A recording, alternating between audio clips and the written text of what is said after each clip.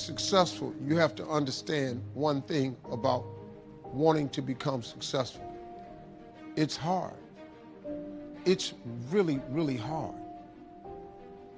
Go in understanding that. Most people go in with the wrong attitude. I'm gonna just go do this. It's easy. No, it's hard. Expect challenges to come, setbacks to come, trials to come, hardship. It's hard. It's hard to be successful.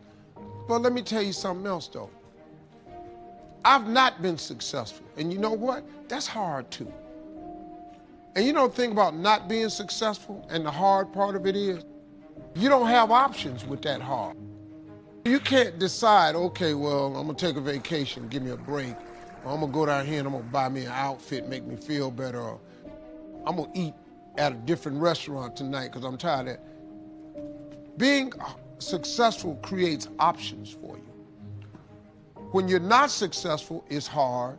When you're successful, it's hard. So you have to make a conscious decision. Which one of these hards do I want? Do I want the hard with options, or do I want the hard without options? Do I want the hard with some upside, or do I want the hard that leads to nowhere? And that decision for me becomes quite simple. I'm gonna take the hard with some upside, because success is really hard, man. It really is, and it's daunting. That's why most people stop. Everybody has that moment where you have to decide, am I gonna go through or I'm gonna quit? The sad part about it is, the average person on the way to their dream quits. Before God's package arrives. See, here's the deal. Soon as you ask God for something, if you're a person of faith, you his child, God loves you. If your children ask you for something, you try to find a way to make it happen.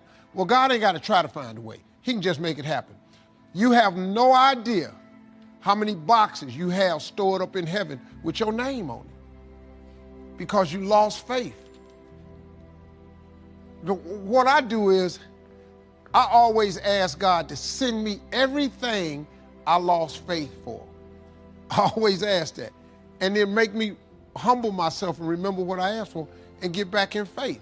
All you got to do is stay in faith. You have to believe. You can't run 50K without some faith.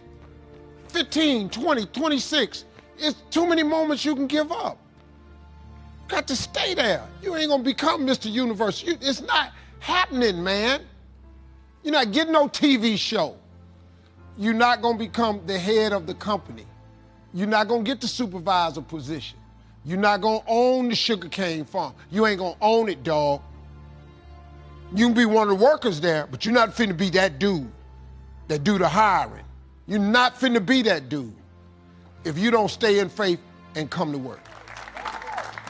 See, I lost a lot, but I lost my fear of failure.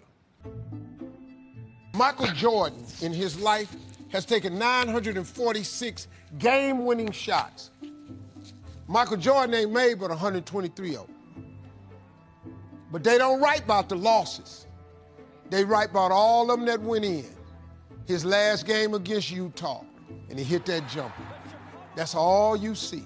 He didn't do that but 123 times. He missed 800 sometimes. But he wasn't afraid to take game-winning shot. You just gotta lose your fear of failure. Failing is part of the process.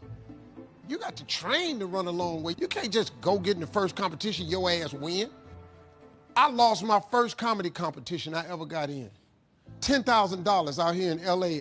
I flew from Atlanta, man. I needed that $10,000 so bad, man. I was in a world of hurt. Homeless, people didn't know. And I was the funniest guy on the show. The guy that run the comedy club, Eric, came up behind me when they was about to announce the winner, said, "Congratulations, man, you won this thing." See, that's a clue. Because I needed this $10,000. I ain't never had $10,000. They announced the winner, Rocky LaPorte, comedian from Chicago. One of the judges was the owner of his home club. I couldn't have beat this dude no kind of way. He came up to me and said, "I know you thought you was gonna win, but I got your ass." You ain't even never heard of Rocky LaPorte, have you? You got who ass? See, what Rocky didn't know was, when I lost, I wasn't gonna quit. I ain't get off Faith Street. I kept staying there, because I knew he was gonna come get me sooner or later. I just don't believe he bring you this far to leave you. Wherever you at right now, God did not bring you this far to forsake you, to let you go. He brought you this far because he had purpose for you. The reason you ain't got COVID and died, because he got purpose for you. The reason you still here, because he got purpose for you.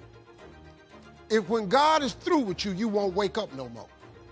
But as long as he wakes you up, that's a sure sign that God got something else for you he ain't gave to you yet.